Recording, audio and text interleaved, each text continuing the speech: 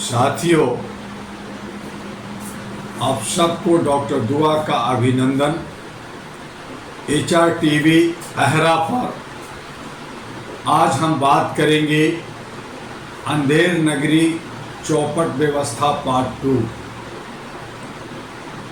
आज आप देख रहे हैं कि भारत की सबसे बड़ी राज्य उत्तर प्रदेश, जिसे उत्तम प्रदेश, जहां से बहुत सारे प्रधानमंत्री और वर्तमान प्रधानमंत्री भी उत्तर प्रदेश राज्य से आते हैं। आज एक योगी को दबंग मुख्यमंत्री कहा जा रहा है, बुलडोजर बाबा कहा जा रहा है, लेकिन जो कुछ भी हो रहा है क्या वहां संवैधानिक हो रहा है? 403 मेंबर ऑफ लेजिस्लेटिव असेंबली, विधानसभा का जनप्रतिनिधि, उसमें 202 मिलकर के सरकार बनाती है, वो भी संवैधानिक नहीं। और तो और अगर एक पार्टी 150-160 लाती है और 92 इंडिपेंडेंट या छोटी पार्टियां या कोई और पार्टियां सहयोग कर देती है, वो सरकार बनाती है, और 201 जो जनप्रतिनिधि हैं उसकी कोई औकात, कोई पूछ नहीं होती। जितने भी सरकारी महकमा है वो सब के सब एक व्यक्ति के पीछे उसके दिशा निर्देश को मानने लगती है, उसके पीछे भागने लगती है। सब एक चीफ मिनिस्टर जो खुद का सेवक होता है, सेवादार होता है, चौकीदार होता है राज्य का, उसे तानाशाह, हिटलर, नाजिर शाह और न जाने क्या क्या मान कर करके, और यहाँ तक कि उसे भगवान भी मान लेते हैं, सर्वे सर्वा मान लेते हैं और नतमस्तक हो जाते हैं। मनमानी चरम सीमा पे पहुंच जाती है। उस राज्य के अंदर हर तरह का उपद्रव मचने लगता है, नफरत की राजनीति का बाजार गर्म हो जाता है, और फिर जो अथॉरिटी, विधायिका के बाद न्यायपालिका, उसको भी ठेंगा दिखाया जाता है। कार्यपालिका नतमस्तक होती है, सिक्योरिटी बेबस होती है, और मीडिया बिकी होती है। बाकी संस्थाएं, जो सामाजिक संगठन है, वो भी पीछे पीछे, क्योंकि चंदा और धंधा करना होता है, सब एक व्यक्ति के पीछे भागने लगती है। तो इसे आप क्या कहेंगे? अंधेर नगरी चौपट व्यवस्था, क्या ये नहीं? उत्तर प्रदेश के अंदर सुप्रीम कोर्ट बार बार नोटिफिकेशन करती है, आदेश देती है, बुलडोजर चलाना उचित नहीं है, संवैधानिक नहीं है। अगर कोई एक विक्टिम है, मुजरिम है, तो उसके पूरे परिवार को ख़त्म नहीं किया जा सकता, उसकी गाड़ी मेहनत की कमाई का घर नहीं तोड़ा जा सकता। लेकिन उत्तर प्रदेश की बुलडोजर बाबा कहाँ सुनने वाले? और कमोबेश अन्य राज्यों में भी यही पुनरावृत्ति हो रही है। ये सब अंधेर नगरी चौपट व्यवस्था का हालात है। एक कहानी मैं आपको सुनाना चाहता हूं। रामायण के रचयिता वाल्मीकि जी पहले अंगुली मार डाकू हुआ करते थे। लोगों को उंगलियां काटना, लूटपाट कर करके घर परिवार को चलाना उनका पेशा बना हुआ था। जंगल से जब गौतम बुद्ध गुजरे, उन पे भी अंगुली मार अटैक किया। जब गौतम बुद्ध ने अंगुली मार से पूछा कि तुम जो ये काम कर रहे हो, इसकी जिम्मेदारी, आपकी ये चोरी और ये जो पाप कर रहे हो, इसकी भागीदारी क्या तुम्हारा परिवार है? अगर है तो जरूर मुझे मार देना, मुझे लूट लेना। वैसे ही मैं सन्यासी हूँ, मैं भिक्षु हूँ, मेरे पास है क्या, लेकिन फिर भी तुम अपनी मनसा पूरा कर लेना, लेकिन एक बार मेरे सवाल का जवाब घर से ले लो। अंगुली मार घर जाता है, परिवार से पूछता है कि मैं तुम लोग को रोज धन दौलत, पैसे, कपड़े और अन्य तरह की चीजें लूट लूट कर करके लाता हूं, तुम्हें मौज मस्ती खाना खिलाता हूं, क्या तुम इसके भागीदारी सह आप हिस्सेदारी हो?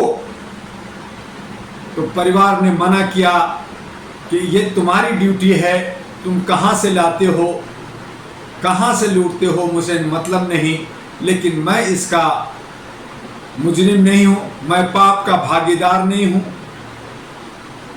तब अंगुली मार की आंखें खुलती है, वो आता है और गौतम बुद्ध के चरणों में गिरकर उस दिन से अपना आचरण को बदलता है और वो ज्ञानी हो जाता है, रामायण की रचयिता करता है और वही वाल्मीकि कहलाता है, जिसे हम लोग पूजते हैं, जिसे हम लोग मानते हैं, और रामायण हमारा जो है धार्मिक ग्रंथ बन गया। आज हमारे व्यवस्था इतनी चौपट हो गई है कि अगर एक व्यक्ति क्राइम करता है या वो मुजरिम है तो उसकी बिना इंक्वायरी, बिना केस, बिना कानून का सहारा लिए उस पे बुलडोजर चलाया जाता है, उसके घर को गिरा दिया जाता है, उसके परिवार उसको इनकाउंटर से मार दिया जाता है। तो इस तरह की तानाशाही क्या लोकतंत्र में उचित है? क्या ये संवैधानिक है? ये हम आपसे पूछना चाहते हैं। ये मौलिक अधिकार का क्या हनन नहीं है? हम मानवाधिकार के मानने वाले लोग शर्मसार हैं। हम लोग चाहते हैं कि हर राज्यों में अमन शांति हो, सद्भावना हो, भाईचारा हो, और जिस तरह से सुशासन आनी चाहिए उसके लिए काम हो, और जिस राज्य के अंदर 403 जनप्रतिनिधि हैं उन सब का सम्मान, सबका सहयोग, सबका सलाह और जनता की सलाह मशवरा और उनके हिसाब से राज्य का विकास होना चाहिए। लेकिन ऐसा नहीं, मनमानी चल रहा है, और ये सब अंधेर नगरी चौपट व्यवस्था के कारण है। और इसीलिए अब मानवीय मूल्यों को प्रतिष्ठापित करने के लिए न जहां जात होगा, न पात, न धर्म होगा, न कर्म, एक हमारा राष्ट्र धर्म, राष्ट्र से आस्था, समाज से सरोकार, आर्थिक आज़ादी, सामाजिक भागीदारी और हर समस्या का समाधान, सिंगल विंडो सिस्टम, भ्रष्टाचार पे अंकुश, जमाखोरी पे अंकुश और महिलाओं के खास करके सम्मान, मातृत्व शक्ति को आगे बढ़ाना, ये सारा अब एक पार्टी जो होती है, जो अन्य लोगों के साथ अधिक लोग मिलकर के बनाते हैं, उसी को पार्टी कहते हैं।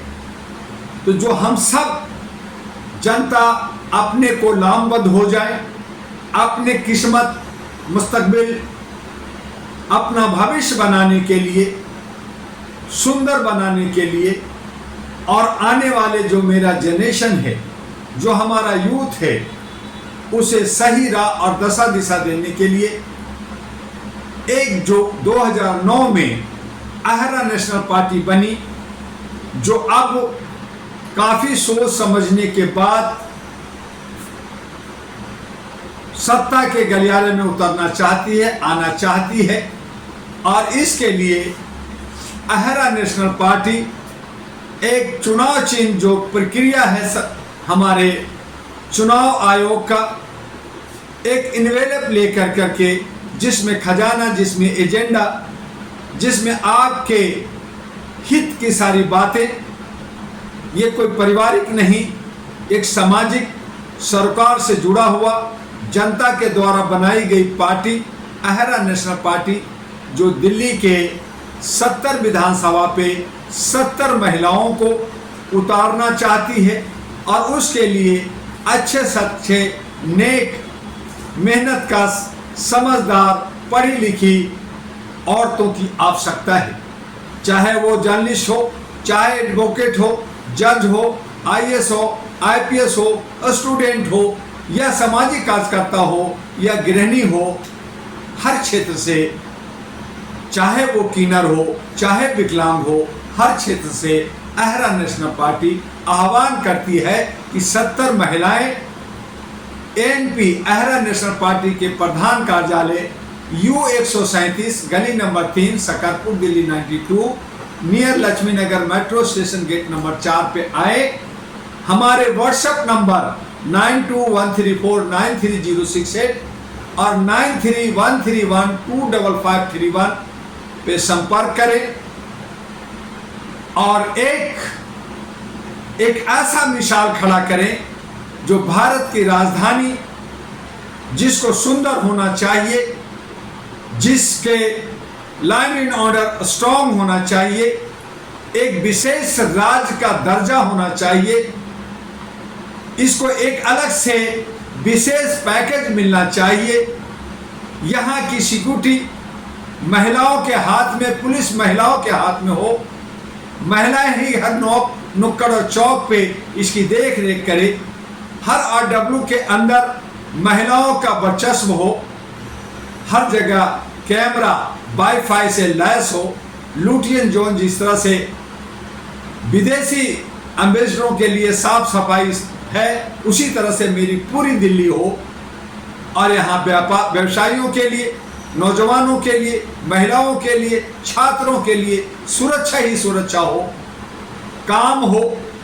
और खास कर करके जो जमुना के किनारे, जमुना तीरे जो दिल्ली बसा है, उस जमुना का सौंदर्यीकरण हो, उसमें बोट चले, उसके आसपास में मॉल और जो है school, college, hospital, film city, मनोरंजन केंद्र, हब और तमाम सुख सुविधाओं से लैस हो, तो मैं समझ सकता हूं कि ये विश्व का सबसे सुंदर शहर होगा। और जब सुंदर शहर होगा तो भारत का एक आईना होगा, भारत का एक नमूना होगा। और इस तरह से पूरे विश्व के अंदर हम लोग विश्व गुरु और सोने की चिड़िया बना सकते।